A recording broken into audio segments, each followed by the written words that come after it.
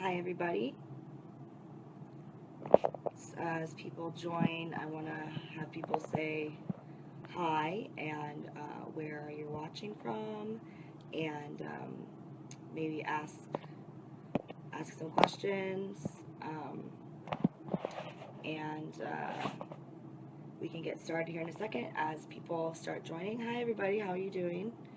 Um, we're gonna basically, I'm just gonna go through some of the stories of the week and allow you guys to ask questions or anything you really want, anything you're interested in. Hi, in terms of some of my stories. So, first of all, I guess I'll start with the most recent one, which is that Syracuse University.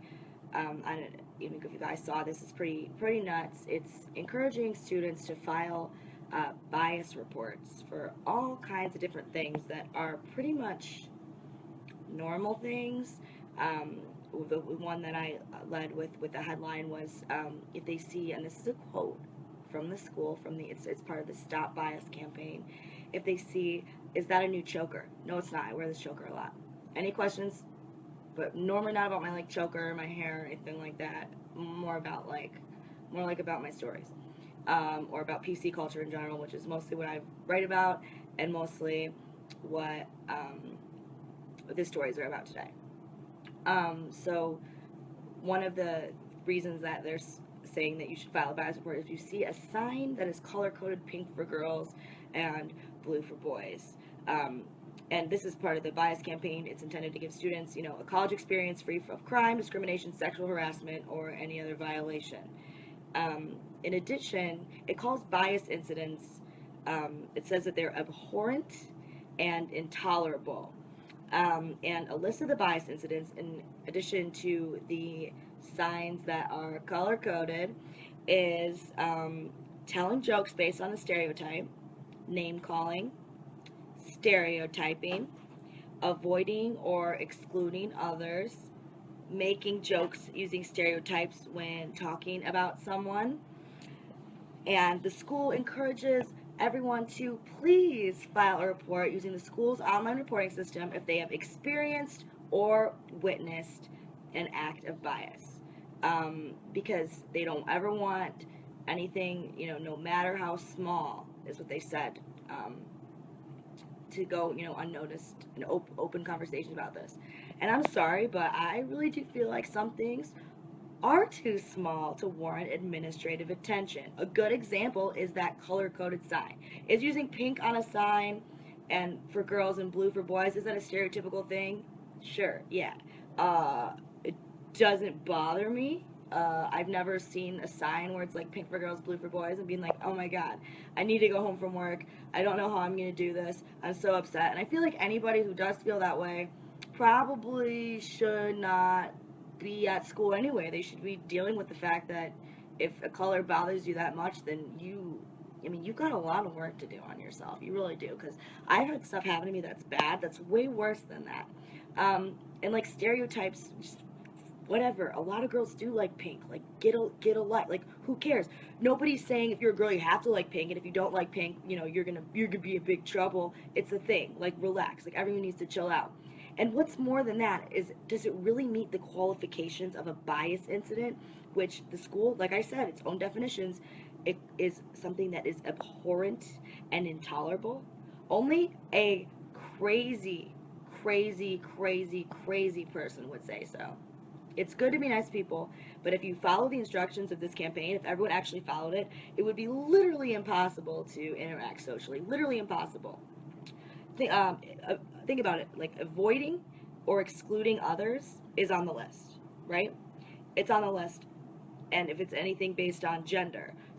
So, for example, if your boyfriend is going out for a night with the boys and you're not invited because it's a night with the boys, you, under this, would be encouraged to file a bias report saying that you're being discriminated against based on your gender because you're not invited out with the boys. And even more than that, because it says that if you even witness something like this, you should report it. Some girl could say in the hallway, "Oh, my my boyfriend not hanging out tonight because it's guys night. If you overhear that, you could run to the computer and file a bias report because you heard of someone being discriminated based on her gender. I'm okay, whatever. I'm sorry, but I feel like most emotionally stable people can handle their boyfriend hanging out with his friends for one night without going cuckoo bananas over it. So let's say if for me, it would be so you can't avoid your crazy ex. Exactly, yeah. Or yeah, you can't you can't have a boys' night, you can't have a girls' night because that's excluding people based on gender, which is a really normal thing to do. Let's say that I was that girl. I said in the hallway like, oh, my boyfriend can't hang out tonight. He's hanging out with his friends. It's a guys' night.